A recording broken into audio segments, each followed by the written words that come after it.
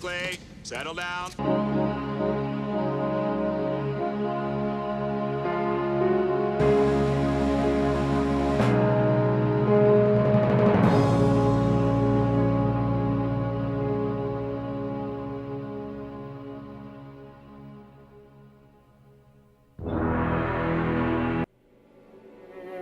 Soon after General Douglas MacArthur and his staff arrived at his new command in Korea, they made an asset assessment of the situation.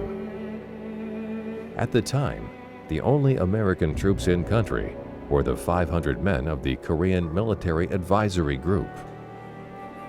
When the American staff officers completed their report to MacArthur, the general informed President Harry Truman that U.S. ground forces were needed if there was any hope of saving the country from the communists.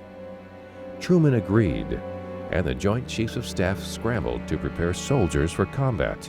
However, the cut in military spending after World War II left the Army with few options. Marine Commandant Clifton B. Cates offered a solution. Stationed at Camp Pendleton was a Provisional Marine Brigade that could ship out immediately and arrive in Korea within a month's time. After quietly telling the brigade to prepare for war, Cates sent a message to General MacArthur, informing him of the situation. MacArthur responded immediately, asking the Joint Chiefs to ship the Marine Brigade to Korea. On July 3rd, Cates was given the green light, and 3 days later, the 1st Provisional Marine Brigade set sail. Numbering approximately 6,000 men, the brigade consisted of several infantry battalions, field artillery, and support units. A Marine air group of fighter bombers was attached to provide air support. In command was Brigadier General Edward Craig. Craig had served with the Marine Corps since 1917 and was a highly respected veteran of both World Wars. On August 2, 1950, the 1st Provisional Marine Brigade arrived in the southeast corner of the Korean Peninsula at Pusan, the only part of South Korea not overrun by communist forces. Here, it joined the hard-pressed U.S. 8th Army, which was desperately defending this area, known as the Pusan Perimeter, against superior North Korean forces. The 8th Army had been on occupation duty in Japan. 4 quiet years in Japan had taken its toll on the once battle-hardened army. The 8th gradually deteriorated from a combat-ready fighting force into a somewhat soft, minimally trained constabulary. Lieutenant General Walton H. Walker took command in 1948, and he tried to reinvigorate the Army's training, but was largely unsuccessful. This failure was to have disastrous consequences in Korea. Almost immediately upon landing in Busan, the brigade was thrown into battle in an attempt to stop several dangerous North Korean breakthroughs, which threatened to drive the 8th Army into the sea. Despite its raw, untested condition, and with many of its troops only partially trained, the Marines rose to the occasion. By July 1950, the ROK Army had suffered over 70,000 casualties and now only controlled a small section of Korea. The U.S. Army had lost almost 6,000 soldiers that had been piecemeal fed into the meat grinder that was the war in Korea. In addition to the heavy combat losses, U.S. forces faced an equally troubling crisis: discipline. Many times during July, American soldiers had retreated instead of engaging the enemy. 1st Marine Brigade came in and put them down in the southwest corner down there, and they were a little better trained, and the Marines have that attitude that we are the greatest, and therefore they have to live up to their reputation. So they were better fighters at that particular time. The 24th Division and 25th Division was having some trouble with the discipline, morale, training, so that they were getting pushed around. Soon after the 1st Provisional Marine Brigade arrived at Busan, General Craig addressed his men by saying, "It has been necessary for troops now fighting in Korea to pull back at times, but I am stating now that no unit of this brigade will retreat except on orders from an authority higher than the 1st Marine Brigade. You will never receive an order to retreat from me. All I ask is that you fight as Marines have always fought." They would not disappoint their commander.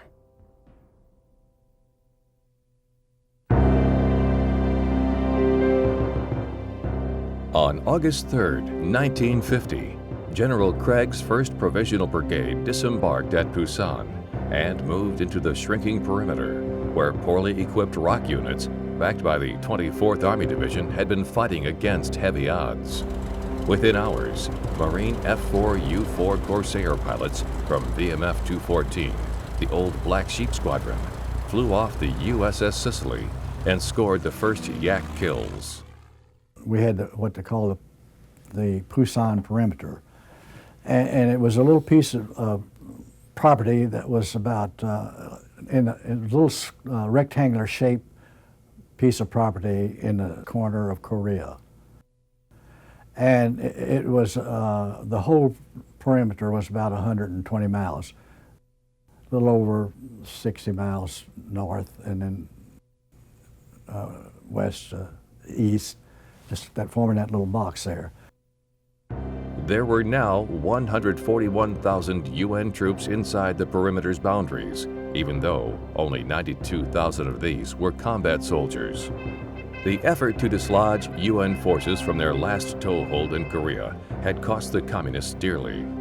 Of the nearly 90,000 soldiers that streamed across the 38th parallel on July 25th, only 70,000 remained. Despite having a numerical advantage, UN forces were still in danger as they found themselves under siege from all sides. The last major natural barrier that stood between UN forces and disaster was the Naktong River. Spanning over 326 miles and passing through Pusan, the Naktong River ran up the perimeter's western side. Over the next few weeks, American and South Korean soldiers would fight valiantly to prevent the communists from crossing Korea's longest river. At first, General Walker only had 5 South Korean and 3 American divisions to defend the Naktong. This left the American general with too few men to form a continuous line of defense. Walker decided to do the only thing he could under the circumstances: attack. The general ordered the newly arrived Marines to join up with Army units to take part in the first UN counterattack of the war. The attacking force became Task Force Keen.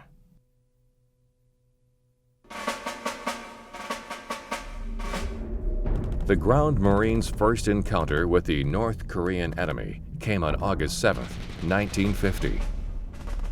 After taking over a defensive position near the vital railroad junction at Chingdong-ni, Craig felt vulnerable and decided to redeploy his men.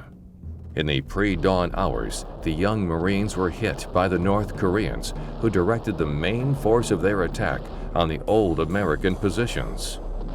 In heavy fighting, even the Marines showed signs of being green during that first night of action. But they soon learned. After stopping the enemy thrust, the Marines counterattacked and in temperatures over 100 degrees, captured a key NKPA hill position. During the next few days, the entire brigade, supported by Marine Corsairs, tore into the enemy. In savage fighting, the 1st Provisional Marine Brigade blunted a number of enemy attacks and drove them 30 miles beyond the perimeter, capturing the NKPA headquarters at Shinju. In the process, they inflicted heavy casualties on the North Koreans, although suffering heavy losses themselves.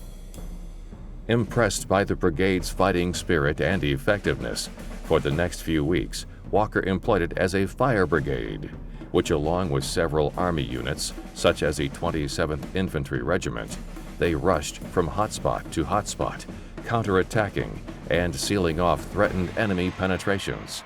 In this role, the Marines again performed admirably. On August 12th, as the brigade pushed towards Sachon, the 3rd Battalion, 5th Marines, received an urgent call to plug a gap in the line 25 miles away. There, 2,000 enemy troops had infiltrated the perimeter and overrun 2 Army artillery battalions. Helicopters delivered the 3rd Battalion to the site, and the infiltration ended in disaster for the Communists. After leaving Changwon, Craig's men joined up with Army units to form Task Force Keene. General Walker created Task Force Keene to spearhead the UN's first large-scale counterattack of the war. Comprising this task force was the 25th Infantry Division, with the 24th and 35th Infantry Regiments, the 5th Regimental Combat Team, and the 1st Provisional Marine Brigade were attached to the 25th. Their plan called for a 3-pronged attack that would hopefully drive KPA forces from the region. As Task Force Keene headed west towards Chinju, the North Korean 6th Division was attacking eastward toward Masan. Suddenly, the soldiers of the task force found themselves under attack from all sides. Amidst the confusion and intense heat, an Army unit stationed on top of Hill 342 was surrounded by KPA forces and placed under siege. Hill 342 was of particular importance to Task Force Keene because it overlooked their main supply route. Earlier that day, the American soldiers were ordered to hold the hill at all costs. However, as the sun set, it seemed only like a matter of time before the hill fell into North Korean hands. At midnight, Craig's Marines were ordered to break up the siege before it was too late. With the help of artillery and air support, Craig and his men managed to reach Hill 342's crest early the next morning. It had been a difficult journey for the Marines, as they were forced to climb the hill's steep slopes in temperatures that would exceed 112 degrees as the day progressed. As the Marines tried to catch their breath, the North Koreans began advancing up the hill. Despite losing many soldiers to heat exhaustion, KPA units steadily fought their way up the hill and reached Marine lines. Intense fighting broke out as the American soldiers tried desperately to hold on to Hill 342. While things looked grim for the Marines, Craig had an ace up his sleeve. Stationed on board the light carrier Badong Strait was Marine Corsairs capable of providing close air support. Craig's men marked their positions with panels and then radioed in for help.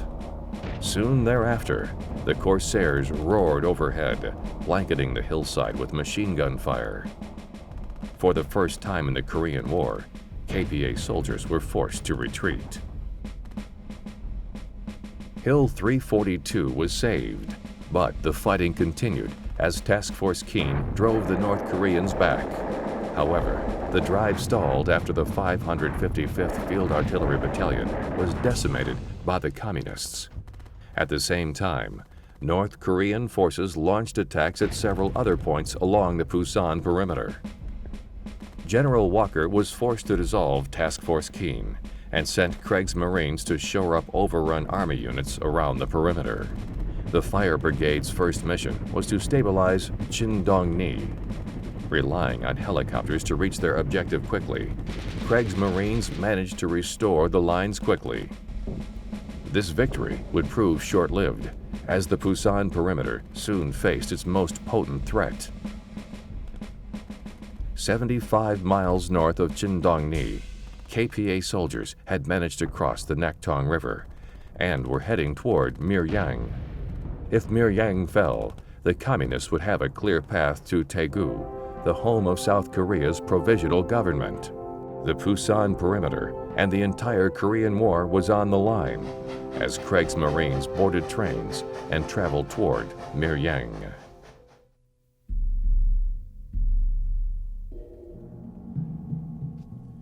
At 1 minute after midnight, with soft pops, red and yellow flares shot up and glowed briefly and eerily in the warm night.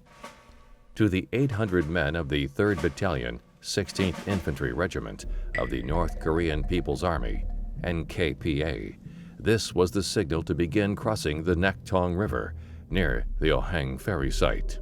Their objective was the town of Yongsan, about 8 miles behind the lines of the U.S. 24th Infantry Division. The UN troops in their path were unable to stop them. They could not even slow them down. Although the U.S. 24th Division situation was grim, prisoners reported that the opposing division was also in poor condition, low on ammunition and supplies, and hurting in morale. Hurting or not, the enemy continued their attack on August 16th, while on the United Nations side, both the U.S. Army and the U.S. Marine Corps were preparing for a new attack of their own on the 17th. The Communist soldiers soon came to an area known as the Naktong Bulge and captured the region's dominant feature along a barren ridge called Obongni. American Marines came to know it as No Name Ridge.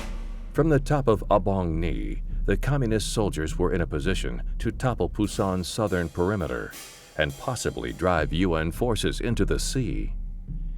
Realizing this danger, General Walker quickly sent reinforcements to No Name Ridge, and on the morning of August 17th, Craig's Leathernecks arrived from Miryang.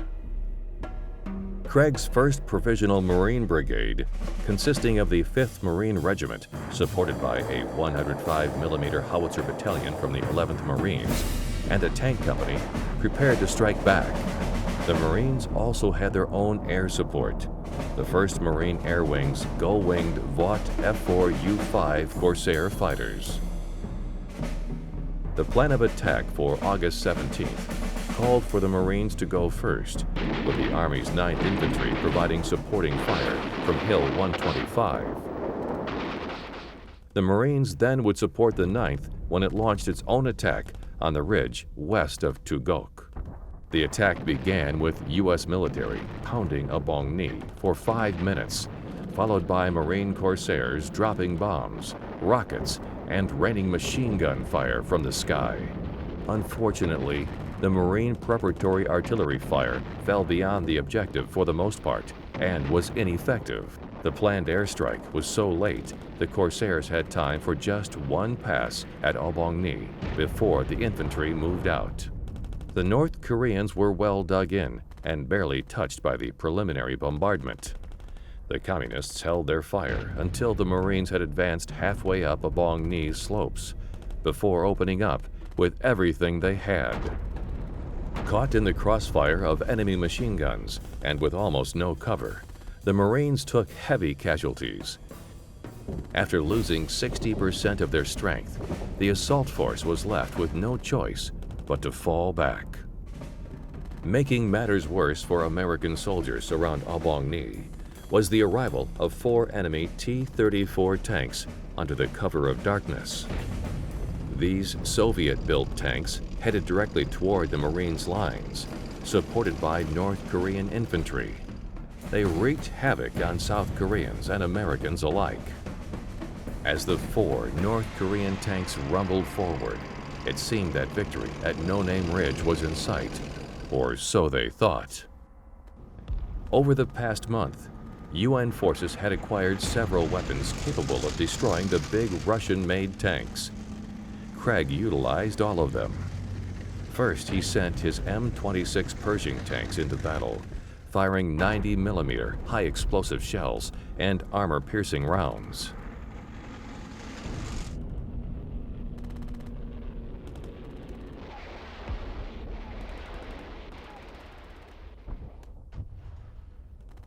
The Marines trapped on Obongni's slopes then opened fire with 75mm recoilless rifles and 3.5-inch rocket launchers. In less than 5 minutes, all 4 tanks were burning. But the battle was far from over.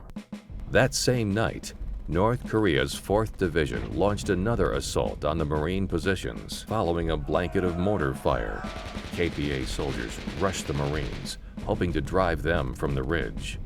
The fighting was intense, and in several places, hand-to-hand. That night, many positions changed hands several times in the darkness as fighting carried into the next morning. On the morning of the 18th, the Marines continued their attack along Obongni, and by 9 a.m., they had taken Hills 117 and 143. The enemy was in retreat in full view to the hills beyond. Before morning's end, all of Obongni was in Marine hands, but A and B companies now totaled only 216 men, about half of their original combined strength. Once Obongni Ridge had been taken, artillery, mortar, and tank fire blasted away. Corsairs dove to the attack, and the enemy retreat became a rout, while the Marines cleared the North Koreans from the ridge and nearby Hill 207. The Army's 19th and 34th Regiments still struggled, but by noon on August 18th, they too had taken their objectives, Hills 240 and 223, and sent masses of enemy soldiers fleeing toward the river. Late in that afternoon, Marine and Army attacks resumed. The Marines supported by an awesome array of mortars, artillery, recoilless rifles, and tanks. By the end of August 18th, most of the North Korean bridgehead had been eliminated, with a fearful slaughter of the enemy. On the 19th, the 3rd Battalion, 5th Marines, launched the final assault. At 8:45 a.m., the Marines and 34th Infantry linked up with each other. The Americans lost 137 killed, 763 wounded, 564 missing, and at least 161 non-battle casualties. Of the total Marine casualties, 66 killed, 278 wounded, and 1 missing. The North Korean 4th Division that opposed them was virtually obliterated, suffering 4,000 casualties. Despite these heavy losses, fight for control of No Name Ridge was not over.